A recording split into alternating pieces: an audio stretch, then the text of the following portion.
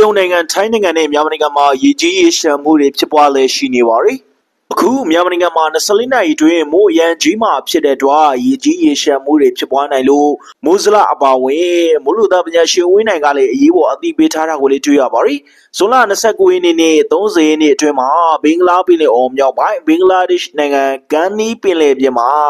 လေဖိအားနည်းရပ်ဝန်းတစ်ခုဖြစ်လာနိုင်ကြောင်းဝင်းနိုင်ကဖော်ပြထားပြီးတော့ဖြစ်ပေါ်လာနိုင်တဲ့လေဖိအားနည်းရပ်ဝန်းနဲ့တရုတ်ပြည်မှာကမ်းရိုးတန်းကိုဖြတ်ကျော်ဝင်ရောက်ခဲ့ပြီးဖြစ်တဲ့လေဖိအားနည်းရပ်ဝန်း TD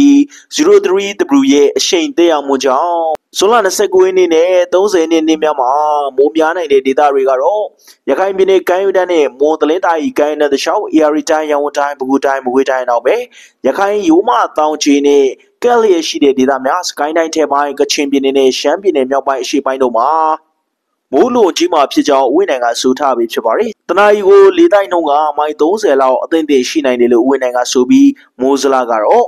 ပြည်နယ်နဲ့တိုင်းဒေသအချို့မှာမိုးကြီးမယ်လို့အရေးပေါ်ပဲအသိပေးထားတာကိုတွေ့ရပါတယ်။လွန်ခဲ့တဲ့24နာရီတွင်မွန်ပြည်နယ်မကွေးတိုင်းစကိုင်းတိုင်းထပ်ပိုင်း AR တိုင်းနဲ့ကချင်ပြည်နယ်တို့မှာနေရာကွက်မိုးကြီးခဲ့ပြီးမနေ့ဖြန်တဲ့ပိုင်းထိ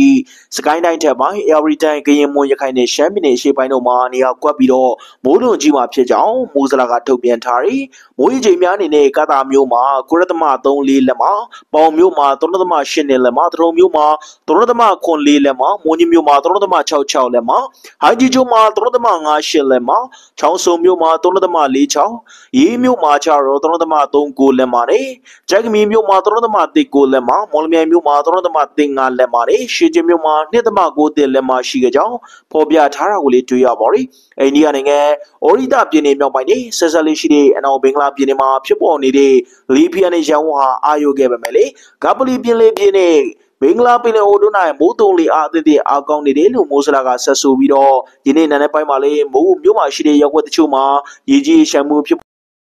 လူမှုကွန်ရက်စာမျက်နှာပေါ်မှာရေးသားထားပါတယ်။စကိုင်းတိုင်းအင်းတော်မြို့မှာလေမိုးတင်တဲ့ဆွာရွာသွန်းမှုကြောင့်မလေးမြကြီးနာကန်လက်ရှိနန်းသေးချောင်းရေကြီးပြီးလမ်းပိတ်နေကြောင်းလေဖော်ပြထားတာကိုလေတွေ့ရပါတယ်။ဒါကြောင့်မလို့မိဘပြည်သူများဒီလ29-30ဇူလိုင်ပထမပတ်အတွင်း